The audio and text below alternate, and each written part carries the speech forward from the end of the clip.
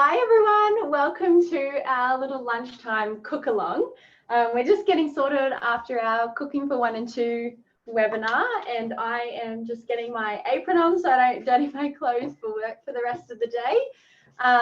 Hopefully you have got your ingredients ready if you are cooking along with us. So I'll give you a few moments to get everything out on your bench like I do, and I'm going to wash my hands, make sure I am all sanitized and good to go.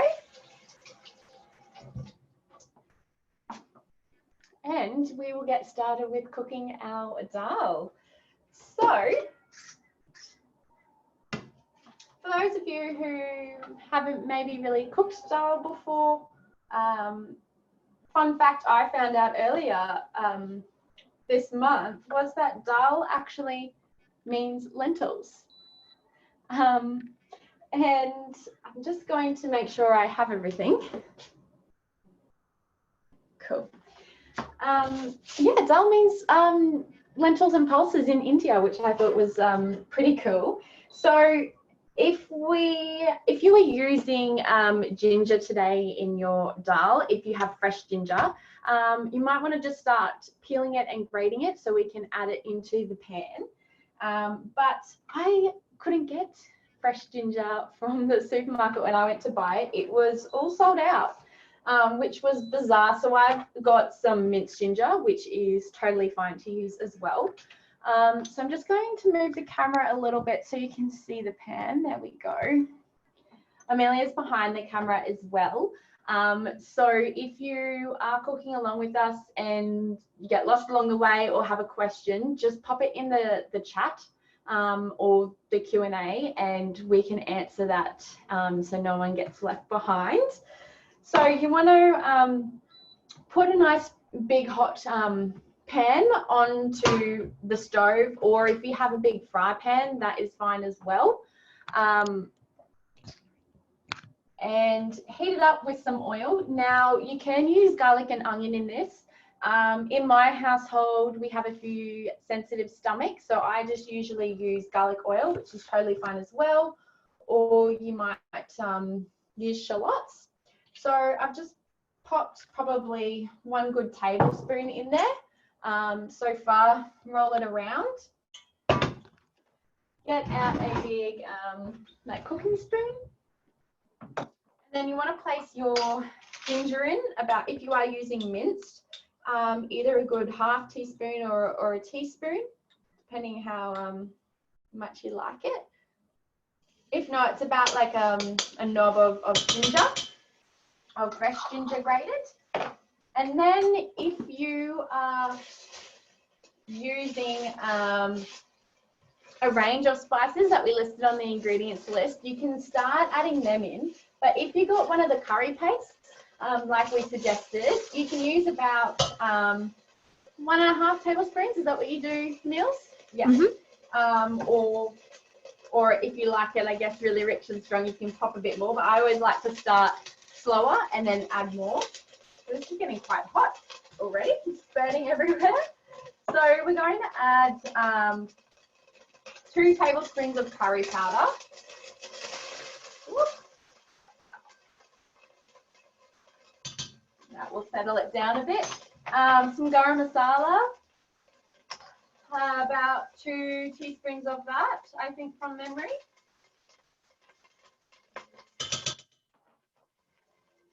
And same with ground coriander.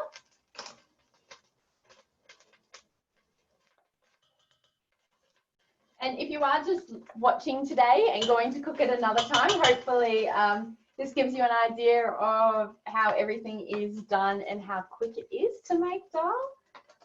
Oh, I've got fresh cumin here as well. So I'm going to put 3 teaspoons of that in, or about a tablespoon, because I love it. So you just pop it all into the pan, and it is cooking along, but we'll mix it up in a sec to kind of make that paste, or you can be stirring around your paste. That a bit of a stir. It might stick a little bit, but that is okay because it will all be mixed in a second with the coconut milk. So So you're kind of just making it like a dry paste, I guess. Let it cook for, I've got it on medium heat at the moment to just kind of make it fragrant, have that nice strong smell. If you are using a paste and it's starting to spurt, you can turn down the heat as well. Then we are going to add in some coconut milk.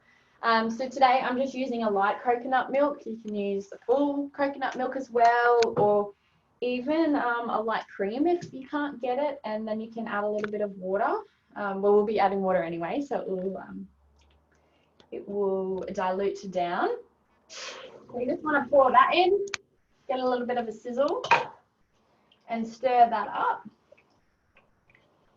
Make sure if you are using the spices that you stir it all around and there's no real big lumps. I mean, it will have time to cook down. But give it a good stir for 30 seconds or so.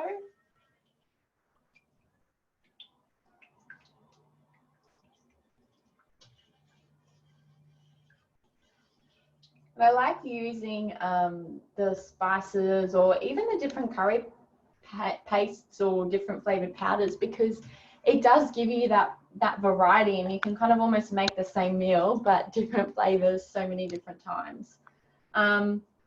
Now we will add our water and stock.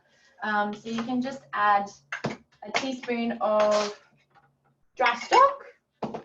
I'm using veggie stock, but you could also use a chicken stock or a beef stock if you like meat. Just trying to find my spoon.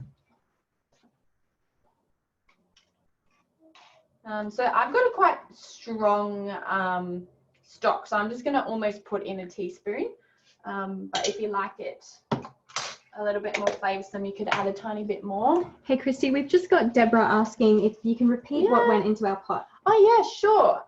So Deborah, what I have put in so far, sorry if I've gone a bit fast, but what I put in was some garlic oil, some minced ginger, some curry powder. I put 2 tablespoons of that, 2 teaspoons of ground coriander and 2 teaspoons of garam masala, and then 3 teaspoons of ground cumin. And then I have popped in some coconut milk, a 400 ml or about I think it's 16 ounce can. And then I am and then I just put some stock in, veggie stock powder, and I am then going to put in some water. Now I forget from memory how much it is. I think it's 2 3/4 cups, but I'll just check on the ingredients list. And I'll get my measuring cup out. So I'm just using tap water. You were right, 2 3/4. Oh, good. And I've got it on a medium heat. You can keep it medium high because we'll want it to get to boiling when we put the lentils in.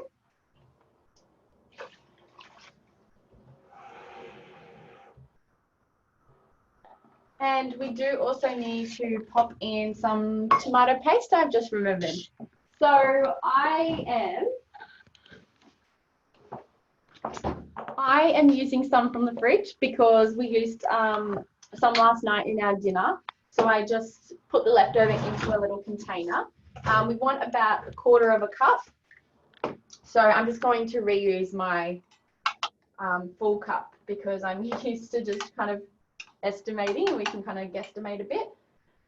But grab your 1/4 cup measurement, or if you have it pre-portioned, fantastic. Add that in and mix it up as well. If you don't have tomato paste, you could use at other times, or if you're going to go out and buy the ingredients later, some tomato puree or passata if you have it. I just like the paste because it is thicker and it gives that richness flavour. But it's pretty versatile, or you could even leave it out if you want to. Christy, Deborah's just asked again, do we use a specific type of curry powder? Oh, I just have a Keen's traditional curry powder, but you can get different brands and different flavors, I guess, at the shops, or you can, instead of using all the powders and spices, what Amelia likes to do is use Rogan Josh. Is that what you like? Depending on what kind of curry I'm doing, I do like a Rogan Josh curry paste to make my dal. Yeah, so it's pretty versatile. And I like to start with 2 tablespoons, and then you can add more if you need. So now we're going to add our lentils, and it's 1.5 cups. So I'm going to reuse the cup. I'm going to rinse them off quickly first, so just using a little sieve. So we'll just pour them in. I chose red split lentils today because conveniently they were on sale. But you can use yellow lentils as well. Using the split lentils makes it cook faster. So once we pop it in, this will be ready in 15 minutes. So right on time for lunch. And I also like to sometimes use split peas as well, which also take no time to cook. And if you can't find any split lentils and you can find split peas, then that can be convenient. Yeah, so we're just going to pop them in now. And the first time I ever made dal, I just threw them straight in, and it's not a big deal if you don't rinse them, but rinsing them just helps get rid of, I guess, some of the extra starch and the plant matter that can cause a little bit of extra gas or discomfort for people. So if you can see in this pot now, it's looking quite liquidy, but just turn the heat up now to get it boiling. And if you do have a lid for your pot, that will be great because we'll stick that on top soon to keep all the steam in and to cook it for a little bit. Then towards the end, we'll take the lid off. So just stir it around to get nice and mixed in. I've got lentils still on my spoon.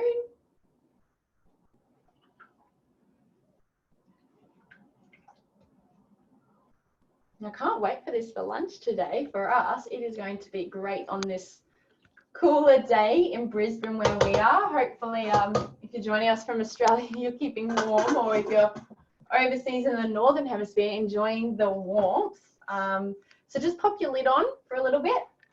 I'm going to clean up a tad first. You can start smelling all those aromas, which is delicious.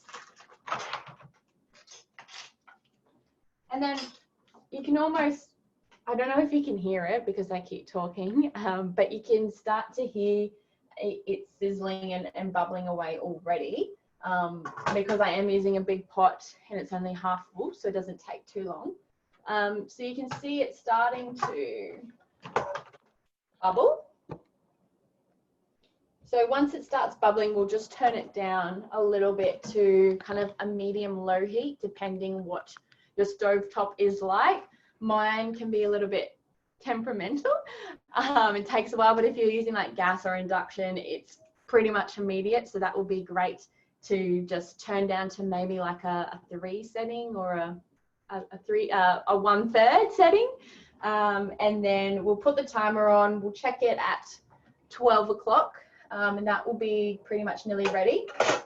So mine's starting to boil already, which is fantastic. What I like to do is let it cook for a little bit first to get all those flavors combining and the lentils absorbing it, and then I'll taste test it to see if it needs a little bit more of anything. Usually I'll put a little bit of maybe cracked pepper on top at the end, but it doesn't need any extra salt in it because we've already got a little bit of stock and all those spices. So turn it down now to a low heat to let it just simmer away gently. We'll stir it in a few minutes, but if you are making it along with us, now you want to get your lemon yogurt prepared, or the naan bread, or your papadums that you're serving it with. So, and your spinach to get ready to add in towards the end. So what we'll do now is make the yogurt lemon dressing. So I'm just going to grab everything out of the fridge so it was staying nice and cool. Everything by 2 ingredients. So we'll just use a little dish to mix it all in. Now, again, because I love no food waste, I already had half a lemon from last night as well. We did tandoori baked eggs. So some of the ingredients were similar, which is great, that you can make another meal that uses up everything, so there's no waste. If you are vegan or plant-based or don't have yogurt, you could serve it with some extra coconut milk or coconut yogurt if you like. I'm not a huge fan of using coconut yogurt in meals as a main thing, I guess, but having a little bit as a condiment or a dressing can be really nice to get that extra creaminess through. I'm just going to check that. Mine's now simmering pretty strongly, you can see. So I might even I'll show you closer up to the stove, up to the screen once all the steam moves. So I'm going to just turn it down a little bit. Mine's on like a 2 setting out of a 9, if that gives you an indication, but again, it'll just depend on your stove. So I'm using some Greek yogurt, or again, you could use some coconut yogurt, or next time you can like leave, say, a few tablespoons, like 4 tablespoons out of the coconut milk that you're using, and then save that to put it on top. And then we're just going to squeeze half a lemon. So if you have a fresh lemon, chop it in half, and then you could chop it in quarters again, and you just want to squeeze it through your freshly washed hands to catch all the seeds. And so if you don't like a lot of lemon, you can do less or not put it in at all, but I like it to give a little tang and a zest. I think everything tastes better with a little bit of zest. Can really bring out flavors as well. So you see that there's no seeds now in that because I've caught them in my hands. Christy, we've also had Deborah say that it's nearly 100 degrees where she is, and 100 Fahrenheit degrees in Texas, USA. Oh, wow. This is going to be a warm meal for you, Deborah. Yeah, well, at least Dahl still tastes nice. Cold if you like, or having a fresh meal. Maybe you have a nice cold drink with it. Oh, what I'd do to be at 100 Fahrenheit right now, that would be nice. So just mixing it all up. It's probably a bit late for you for dinner too, or is it dinner time now? Almost dinner time, actually. That would be good. Nice meal. What I love about Dahl as well is that it's a good plant protein. So you don't have to have it with any meat. If you are a meat eater and not used to having meat-free dishes, this is a nice one to get into more plant-based eating. You can add chicken to it, or leftover mince, I guess, if you want, or like beef. But it is quite nice just how it is. I've seen some people add like roasted sweet potato as well to Dahl. It is quite a good source of carbohydrates to begin with anyway, so you don't really need to add more potatoes. But a client the other day, she just chucked in all the leftover veggies as well from the fridge and cooked it right down, did a slow cook Dahl. So that works well as also. If you are serving with some papadums, you could start cooking them, pop them in the microwave, or however the instructions say. I'm going to turn our oven on to just pop in our naan bread. So I actually couldn't get naan bread from the shop either, but we have here in Brisbane, where I am at the supermarket, some Greek wraps. So they're nice and thick as well, almost like naan bread, just don't have that famous naan bread flavor, I guess. So we're going to pop some of these into the oven just for a few minutes, and then we're going to come back to our Dahl and check that. We should also provide a recipe to make your own naan if you have the time. It can be quite easy. Yeah, if I've got an Amelia extra, likes cooking naan. Yeah, if I have an extra 15 minutes or so, I like to make some. Yeah, and you can also just serve it with leftover wraps if you have that, or a little piece of bread if you like something on the side to soak up all the sauce. But again, it's not an essential. So it's starting to come together. The lentils are starting to absorb. which is good. So I think at least another 5 minutes, and then we'll almost be good to go. I'm going to get our spinach to wash to add in, or you could add in like some zucchini or beans as well. So Amelia's going to grab that out of the veggie crisper for me because I wanted to leave it in so it was nice and fresh. But turns out with our temperature here, we probably could have, oh, thank you, left it out a bit longer. So I'm just going to pop it into the sieve again to give it an easy rinse. A nice few big handfuls, so probably like maybe 4 cups worth, or if you have pre-packaged bags, you could just buy a small bag of spinach and add that in.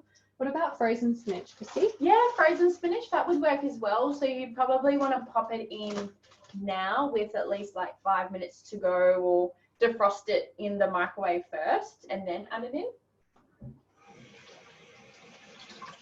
And I can't remember if you mentioned this, Christy, but how does this meal go in the freezer?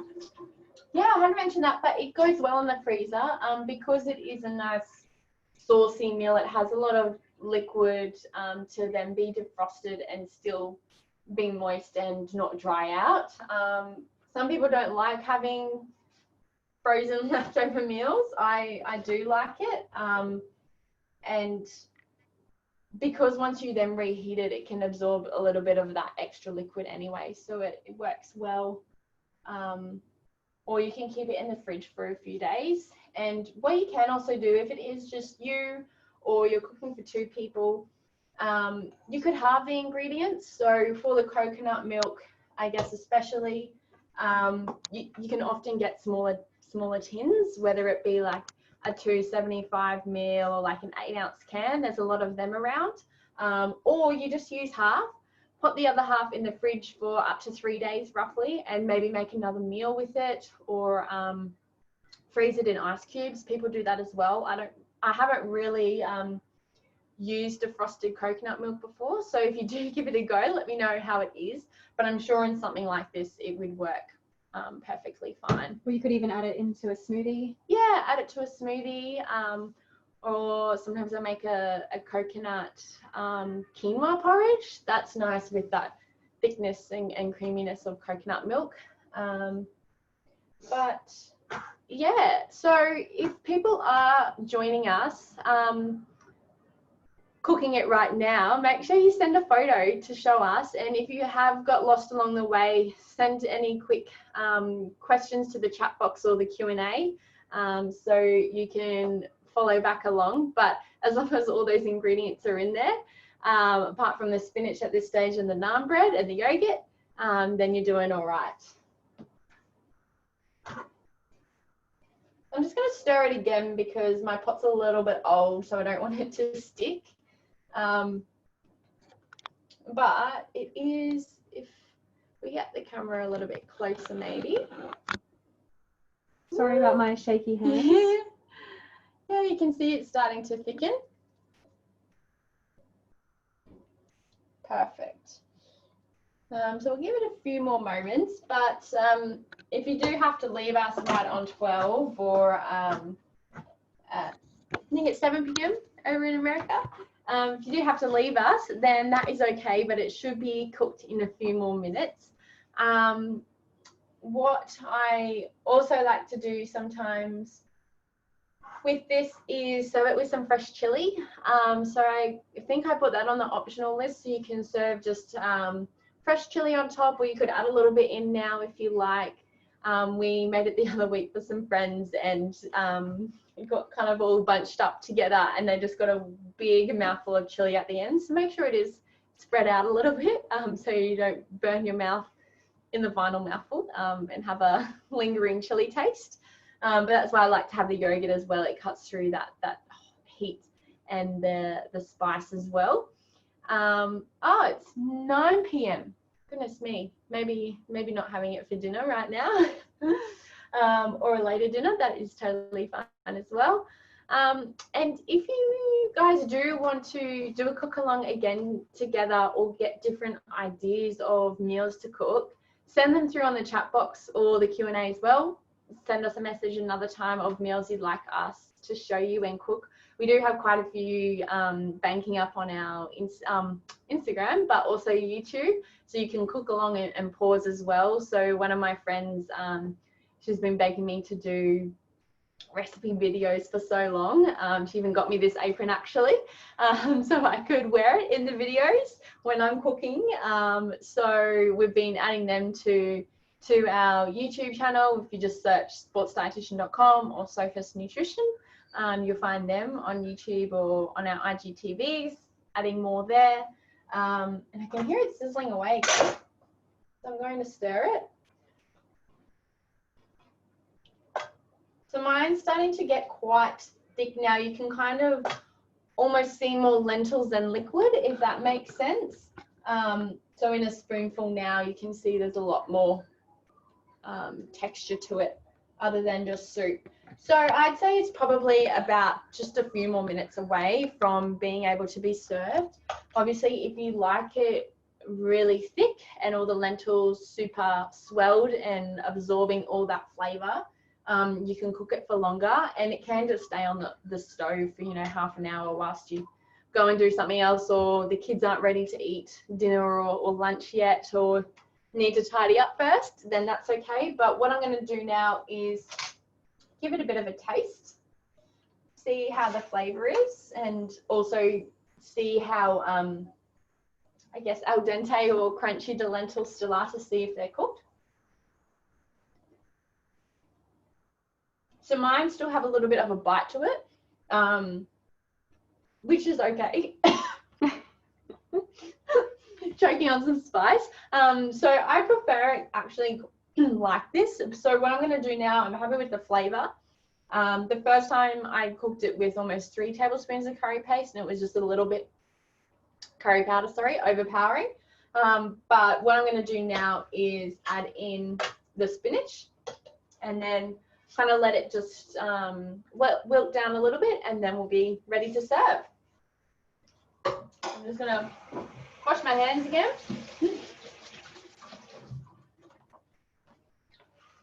And then still keep it on a low heat and just fold in all the spinach. And check the naan bread. It looks okay.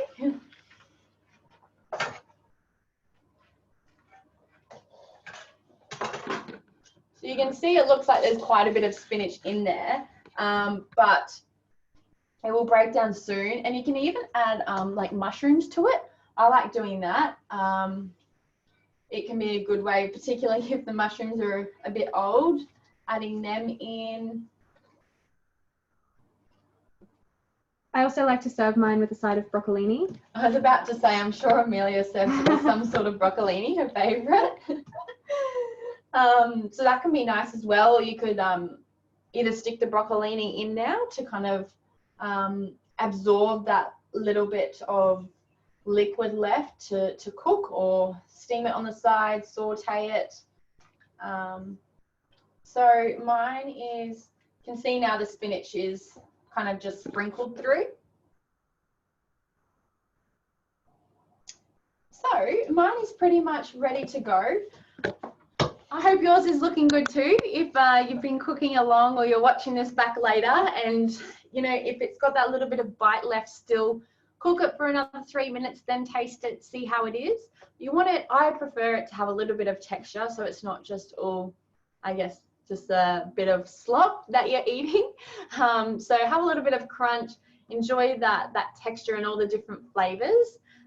Thank you so much for joining us today and cooking along, or watching it back and cooking along with us. Like I said, if you have any other ideas that you'd like us to show you or cook together, please let us know. Please let us know if how it tastes if you're making it, and if there's anything that, you know, maybe we can improve in the kitchen or change. We'd love to hear your feedback. And yeah, happy eating, happy cooking, and we'll see you online another time soon. Take care.